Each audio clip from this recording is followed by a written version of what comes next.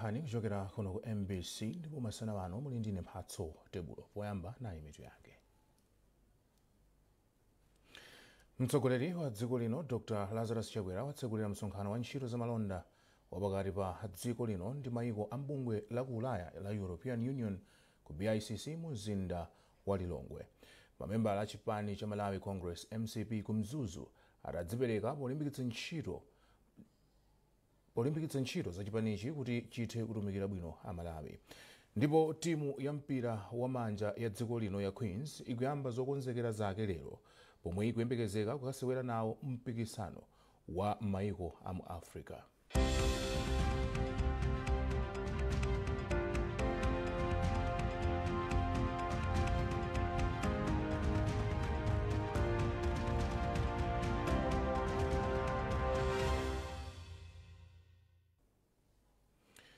Msonkhano wa ntchito za malonda wapakati pa dziko lino ndi mayiko a bungwe la ku Ulaya la European Union EU uli mkati ku BICC mu mzinda wa Lilongwe. Msonkhano wa masiku atatu wabweretsa pamodzi anthu ochita malonda osiyanasiyana komanso akatswiri pachuma kuti akambirane momwe angapititsire patsogolo ntchito za malonda mdziko muno. Mtsogoleri wa dziko lino Dr. Lazarus Chakwera ndiye watsekulira mwambowu ndipo wapempha makampani akunja ndi pena kuti akhazikitse ntchito za malonda mdziko muno.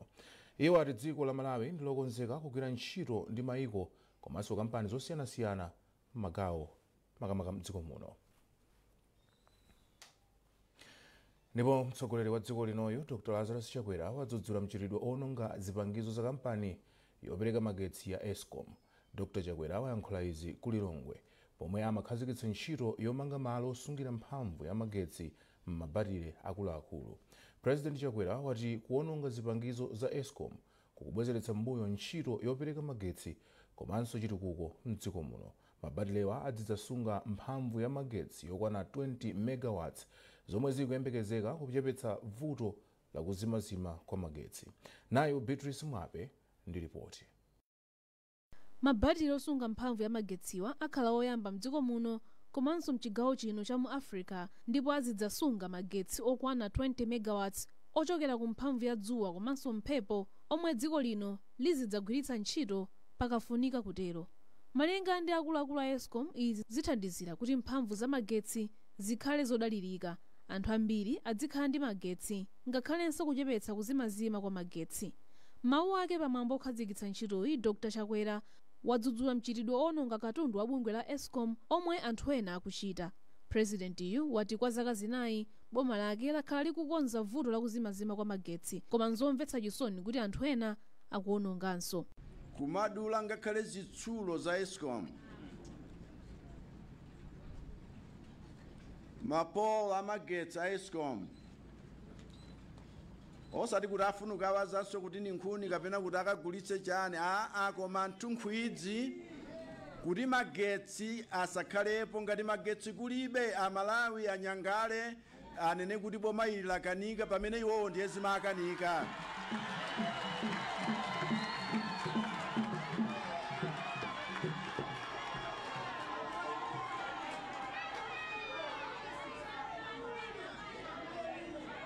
Ndipotu akuti kufuna kuonetsa kuti kukuyako nku State House komwe magetsi asowe ndiye ukadula mtengo kumeneko.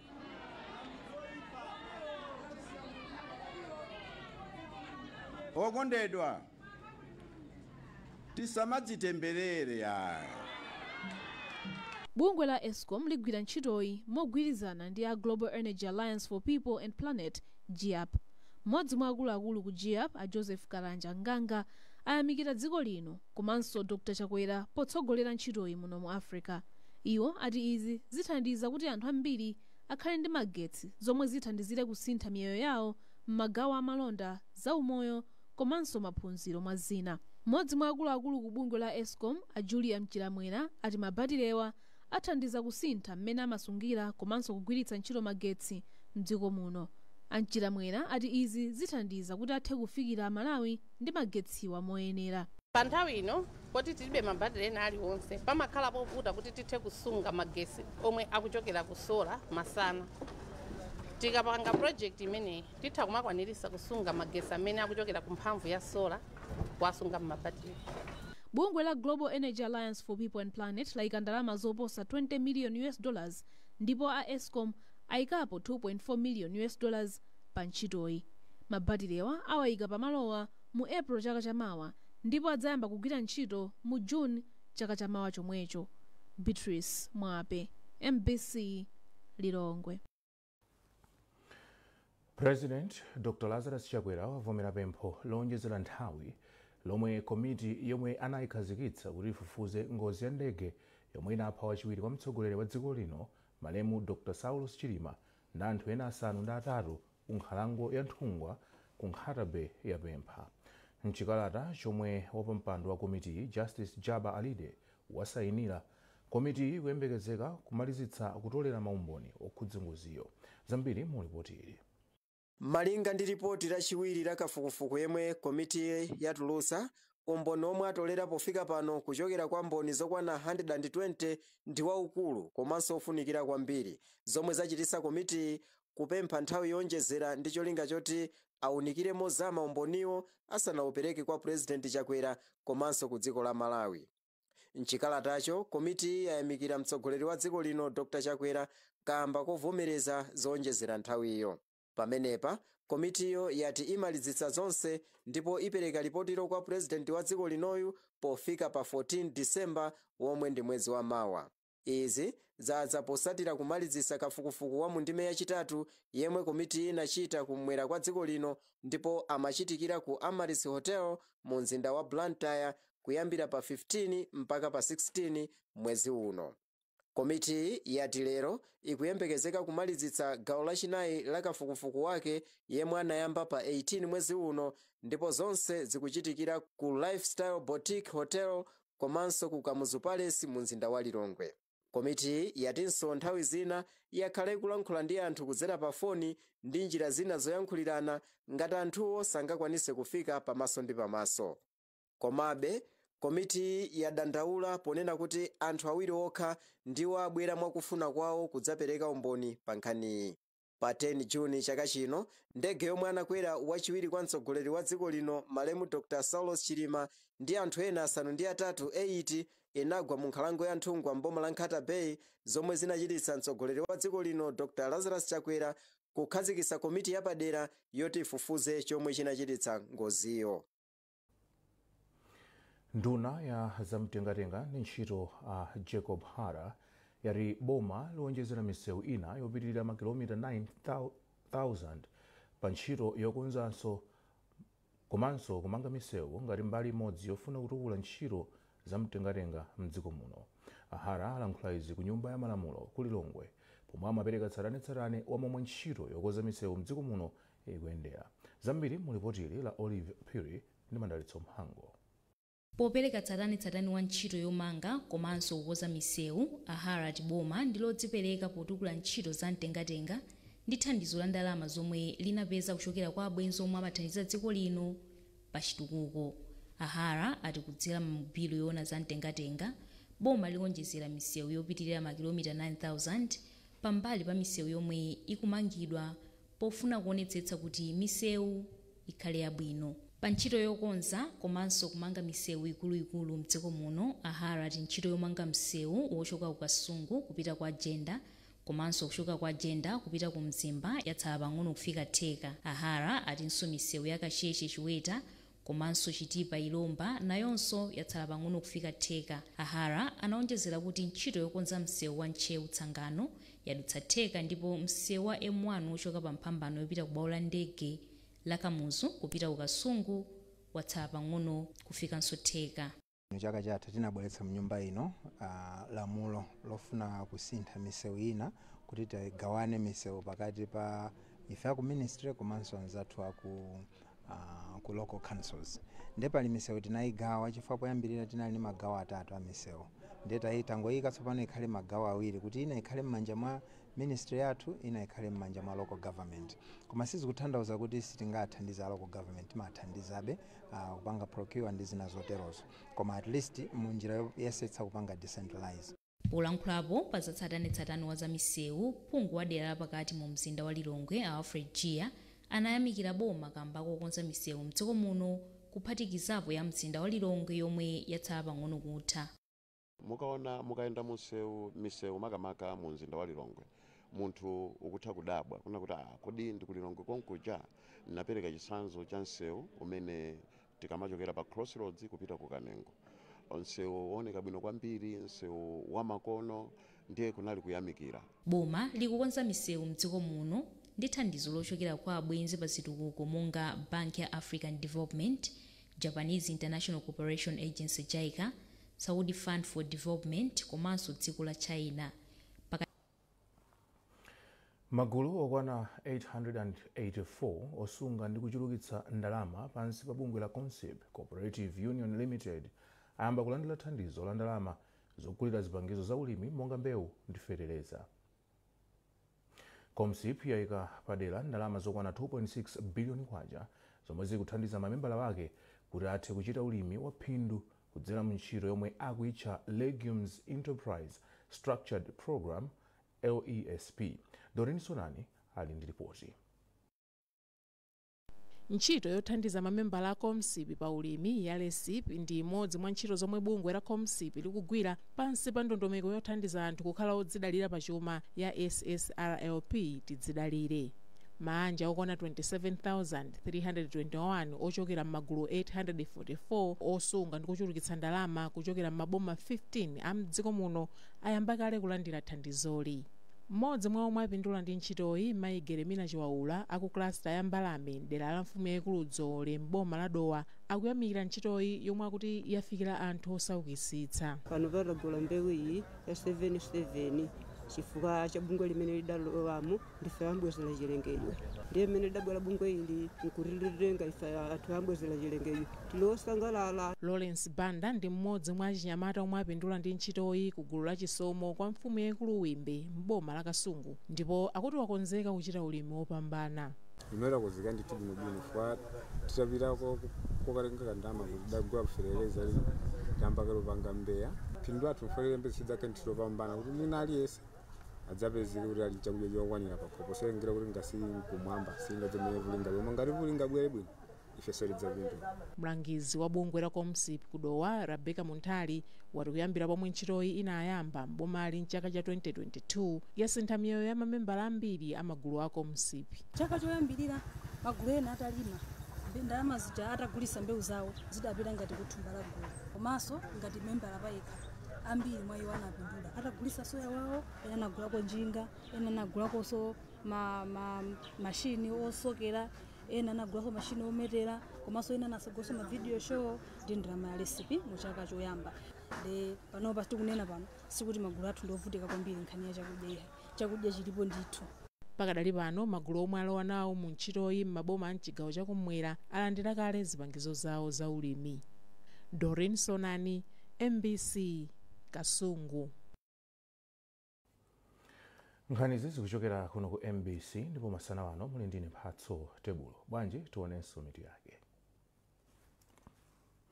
Mtsogoleri wa dziko lino Dr. Lazarus Chakwera watsekulira msonkhano wa ntchito zamalonda wapakati pa dziko lino ndi mayiko a mbungwe la ku Ulaya la European Union ku BICC mu mzinda wa Lilongwe.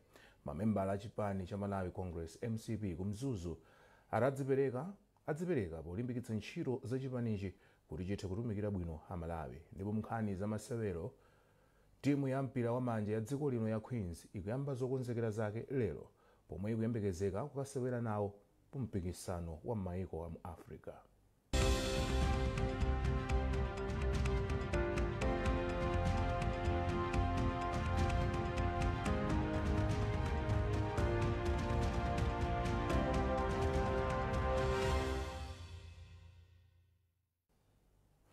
Takulandiraniso. Wachiwiri kwa mkulu wa sukulu ya ukachenjede ya Mzuzu Profesa Wells Singini wati maphunziro apamwamba ndi gwero losula vanthu ogwira ntchito mwaukadaulo mogwirizana ndi ndondomeko za masomphenya a chitukuko a Malawi 2063. Wachiwiri kwa mkulu wa sukulu ya ukachenjede ya Mzuzu Profesa Singini amayankhula izi pamwambo wa chaka chino opereka mphotho kwa aphunzitsi ndi ophunzira omwe achita bwino pa zotsatira za mayeso a form 4 a mchigawo chakumpoto. Chimwemwe Milulu ali ndi ripoti. Kwa zaka zitatu zotsatizana, chigawo cha maphunziro chakumpoto chakhala chikuchita bwino kwambiri pa zotsatira za mayeso a form 4. Mkulu wa chigawochi a Jennings Kaira ati ali ndi ndondomeko zomwe sukulu zonse zikutsatira komanso akulimbikitsa khalidwe labwino kwa ophunzira. Mu Northern Education Division tinali ndi vuto lalikulu loti ana analibe khalidwe, ana ambiri a sukulu analibe khalidwe, amaphwanya masukulu, kungoyambana ndi aphunzitsi pang'ono basi aphwanya kale maklasi awo, kutentha malibrary, ndiponso amachita zinthu zambiri zonyasa. Ndiye tinati iyayi tiye tikhale pansi, tiyeni tigwirane maganizo oti tingachite chani kuti mkhalidwe woyipa ngati uthe. Mlendo wapadera pa mwambowu Profesa Wells Singini, yemwe ndi wachiwiri kwa mkulu wa sukulu ya ukachenjede ya Mzuzu, anati maphunziro ndi gwero la chitukuko cha dziko lino. Ona Malai 2063 kuti Malai 2063 atheke, tikufuna anthu athu ambiri akhale ozindikira, azindikire kuzera maphunziro. Amin Pwere ndi mmodzi mwa aphunzitsi akulu omwe analandira mphoto pa mwambowu. Ifeyo ngati Chaminati Secondary School ndife osangalala kwambiri chifukwa cha mphoto imene atipasa a Northern Education Division. Mphoto imeneyi itilimbikitsa ifeyo kuti tipitirire kulimbikira as a school and as administration, tipitiriza kugwira bwino ntchito kuthandiza anathu kuti azakhale atsogoleri a dziko lino la Malawi. Kampani ya Grey Matter ndi bungwe la Kosoma anathandiza pa zochitikazi ndi ndalama. Mwambo wopereka mphoto kwa aphunzitsi ndi ophunzira omwe achita bwino chaka chino mchigawo chakumpoto wachitika pamutu woti maphunziro apamwamba ndi gwero losintha miyoyo. Mkosi Mtwalo ya mboma la Mzimba watsutsana ndi ganizo lochotsa aphunzitsi omwe apalamula kuchoka pa sukulu ina kupita kwina ponena kuti ndi zosathandiza kukweza ntchito za maphunziro. Mkosi Mtwalo imayankhula izi ku Ikwendeni kumpoto kwa boma la Mzimba pamwambo wopereka mphoto kwa aphunzitsi omwe achita bwino pa zotsatira za mayeso a chaka changothachi mbomali. Alex Mwangosi walemba ripotili lomwe amawerenga ndi Hassan Phiri. Inkosi Mtwalo omwe anali nawo pamwambo wopereka mphoto kwa aphunzitsi omwe achita bwino chaka chino ku Ikwendeni kumpoto kwa boma la Mzimba yadandaula ndi ganizo la adindo omwe akuchotsa aphunzitsi omwe apalamula kuchoka pa sukulu ina kupita kwina chifukwa uku kumakhala ngati kuchotsa vuto pa sukulu ina kupita ku sukulu ina. Mphunzitsi akakhala kuti akulakwisa pa sukulu pena kaya kumwamowa wena amatenga mwina za amakhala osogoleraso mupingo mmalo moti azikhala mphunzitsi ndiye amamuchosa pa sukulu paja kumpitisa ku sukulu ina. So imeneja ndikuona ngati si ndondome si solution si mankhwala woti zimene zija ndiye kuti zatha mwa iyeyo ayi chifukwa amuchosa kuja kumwamowa kumene akupita soko akumwaso mwawo. Poyankhapo pa nkhaniyi mmodzi mwa akuluakulu akunduna wa zamaphunziro Azizwa Msukuma wagwirizana ndi Nkosi Mtwalo kuti mchitidwewu ndi obwezeretsa mbuyo maphunziro. Amsukuma apempha adindo kuti azitsata malamulo pofuna kulanga mphunzitsi yemwe apalamula malo mompititsa ku sukulu ina. Samusa mphunzitsi chifukwa choti wapalamula kapena walakwa is not a solution. Chifukwa is like akupanga transfer vuto from point A to point B. Koma chofunika ndichoti akhale pansi aone kuti wapanga chani uyuyu. Vuto limene walakwisa ndi lotani. Then they should identify that problem together. Kwa nthawi yayitali tsopano akuluakulu a zamaphunziro akhala akuchotsa aphunzitsi omwe apalamula kuwapititsa kwina ngati chilango pa zomwe achita. Mamembala a chipani cha Malawi Congress MCP ku Mzuzu ati adzipereka polimbikitsa ntchito za chipanichi kuti chithe kutumikira bwino a Malawi. Mmodzi mwa akuluakulu a chipanichi ku Mzuzu, Frasco Mkandawire, ndiye wanena izi kwa alowinga mu mzinda wa Mzuzu pomwe amalandira anthu omwe alowa chipanichi kuchokera ku zipani zotsutsa. poyankhula pamwambo olandira mamembala atsopano a chipani cha Malawi Congress MCP, mmodzi mwa mamembala a chipani cha MCP a Francisco Mkandawire analimbikitsa mamembala a chipanichi kuti adzitsata ngodya za chipanichi. Iwo analengezanso anthu pa msonkhanowo kuti akalembetse mkaundula wa bungwe loyang'anira za chisankho la MEC. Kuli ma development initiative ambiri amene tipanga line out mu constituency iyi ya Mzuzu North constituency ngati masukulu anthu kulapa kumu ndizitukulu zosiyana-siyana zimene anthu apemba zili pa list yawo zimene zakhala zisakupangika nthawi ina yonseyo because this place was ignored pa nthawi yayitali. Mmodzi mwa anthu omwe alowa mchipanichi ama Cloud Ngwira anati atumikira chipanichi modzipereka kuti ipitirire kukhala champhamvu. Chifukwa chake ngati apurezidenti athu apase support pa ntchito imene akugwira monga mmene akuchitira rehabilitate msewu wa M1 road. Poterapo ndemanga mmodzi mwa anthu omwe anali nawo pa msonkhanowo Arthur Mkumba anati mfundo za chitukuko za chipani cha MCP zikukopa anthu ambiri kuderali kulowa mchipanichi. Pakali panopa chipani chokhulupirika kwambiri chimene chaonesa mphamvu kuti chilimbisa anthu